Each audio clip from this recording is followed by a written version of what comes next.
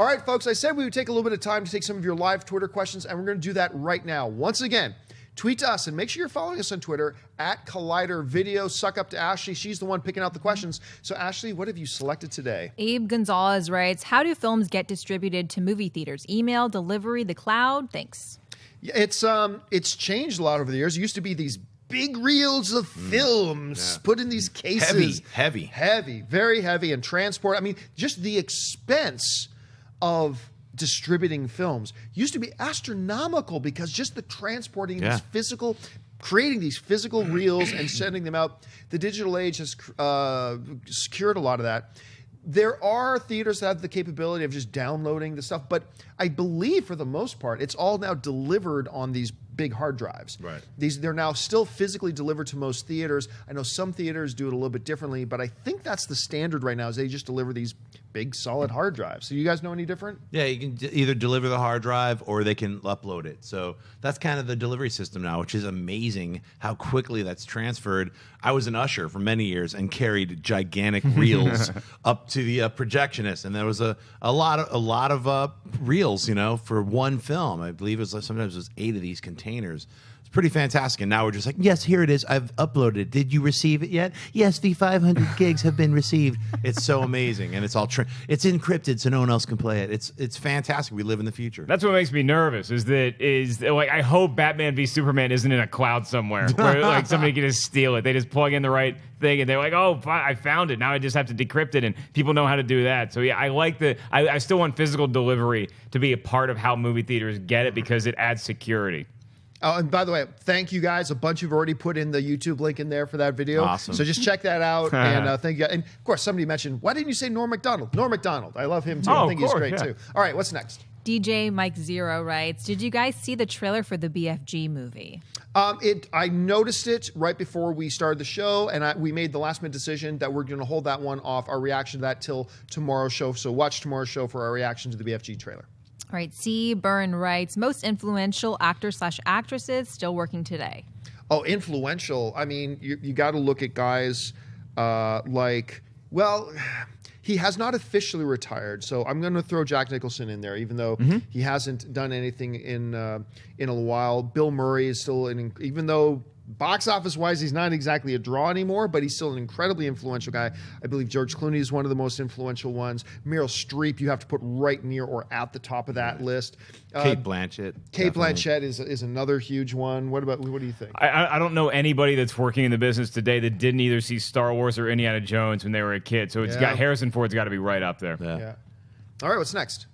Christopher Woodburn writes, are you guys still doing the commentary videos for the Star Wars trilogy before The Force Awakens? All right, so here's the deal. Here's what happened. A number of weeks ago, we said, okay, we are going to do these. And if you haven't checked them out, look at them on our YouTube channel. We've already knocked 3 out.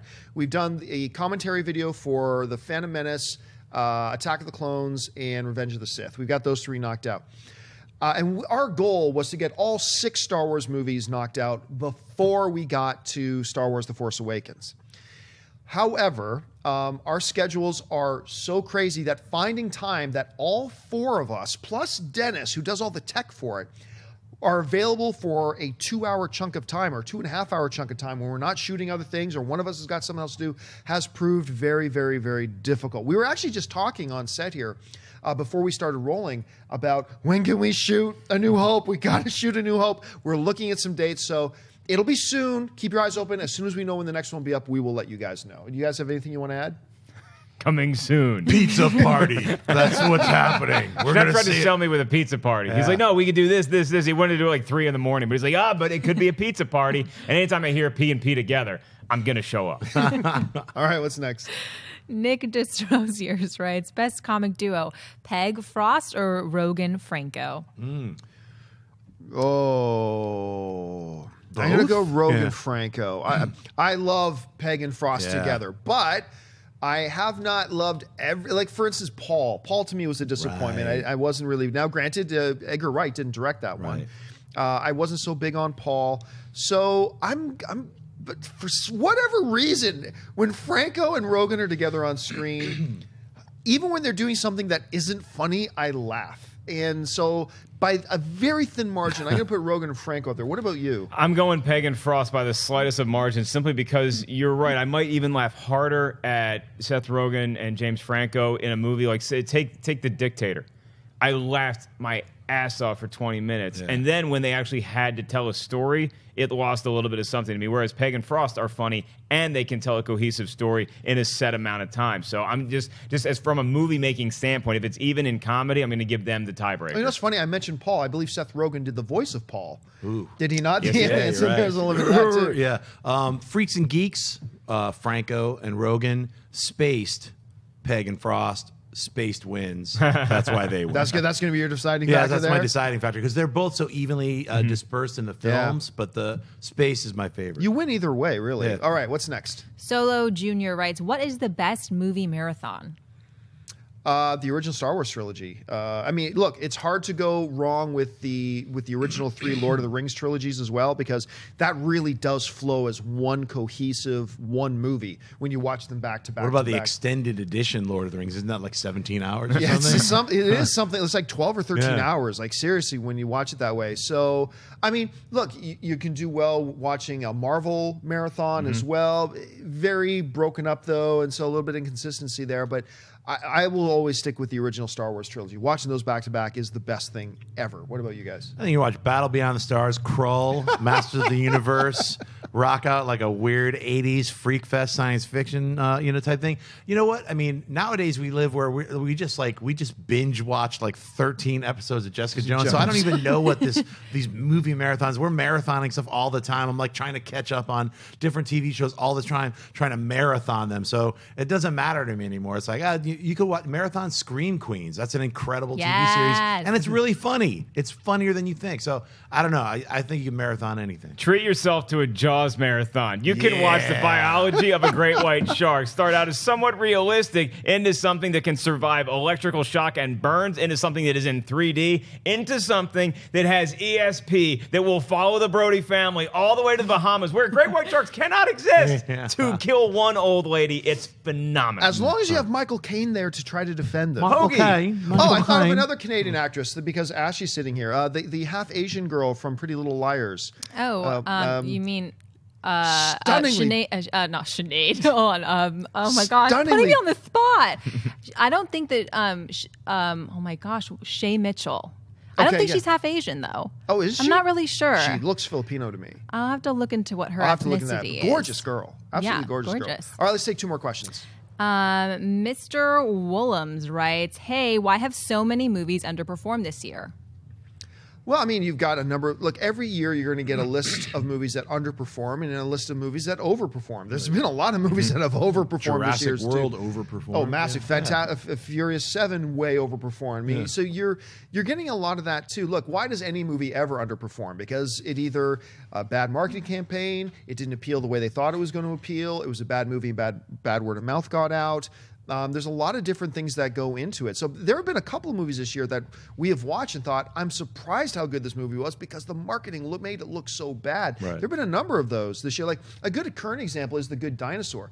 The Good Dinosaur had a lot of drama revolved around it. It was pushed back a year. They practically went back to scratch to redo everything. And then the trailers, you really didn't have any idea, what is this movie even about? They had that one cute scene where in the trailer where the comet goes over the head and the dinosaurs look up. Okay, that was cute and funny, but that's all there was. Nobody had any idea what that movie was about. So there's a plethora of different answers for a plethora of different movies. No two are alike. Schnepp, what do you think? Yeah, I agree. I mean, I think a lot of it's down to like, did it hit the audience? Did whatever the studio is trying to do, their marketing, the actors, the story, and the way they presented it, did it actually resonate with the audience? And when no one goes to see the movie, that means it didn't resonate. It doesn't matter how many people said it was a good film. If it doesn't actually crack through and make that difference, people are going to go see what their friends tell them. Oh my God, this was so much fun. Like Jurassic World, people were like waiting to see the return to Jurassic Park. Everyone wanted to see that. They cut together a really good series of trailers. Word of mouth, whether the critics were mixed or not, enough people were like, I want to go back because it looked fun. They included what all of us wanted was that ride. We all wanted to go to Jurassic Park. and that's in the movie. So by giving the audience what they wanted, that's the success. Yeah, don't send that tweet to Universal because they're not going to read it. They're too busy counting the billions of dollars that they made this year. But there were some standout disappointments, and remarkably so. And you mentioned Rock the Casbah and Gem and the Holograms came out very close within each other, and it was horrible marketing campaigns on both, and the movies just end up not being that good anyway. That's why they were so bad. Plus, sometimes when you have big blockbusters that are coming out, if people want to save their money for Hunger Games, they're not going to go see a movie the week or 2 weeks before, or Star Wars. They're not going to go see a movie. I'm very interested to see how the box office ends up this weekend. So you have In the Heart of the Sea and The Big Short. Are people going to want to go see In the Heart of the Sea when they know everybody's trying to see Star Wars the next week? Right. That's a good question. All right, last question of the day. All right, Richard Hernandez writes, do you think we will get The Crow remake by 2020?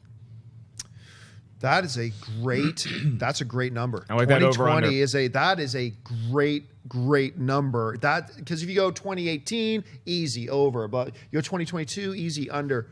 I think if we cast Adi Shankar right now as the Crow, Terrible. Finish your thought. we might have a hit. I'm going to go over. Not by much, but I'm going to go over. I'll go under. I think you'll see something by 2020. You know what's going to be funny is that it's going to be in production before 2020. And it's going to be announced for like the first, because it probably is a January movie. Let's not kid ourselves with how many delays there's been. It might not be great. It'll probably come out January 1st, 2021. In all seriousness, I think it's under. I think it'll come out like 2018. I think they'll get it because it's not They've a been trying complicated, for years, but it's not a man. complicated thing. Once they get over what the issues that they've been having, they can knock it out and have it out that Halloween. So All it's right. not a heavy special effects film. Hey guys, if you like this clip, click here to watch the entire episode. Also, make sure you subscribe to our YouTube channel because it'll help you stay up to date with all the stuff we've got going on here at Collider.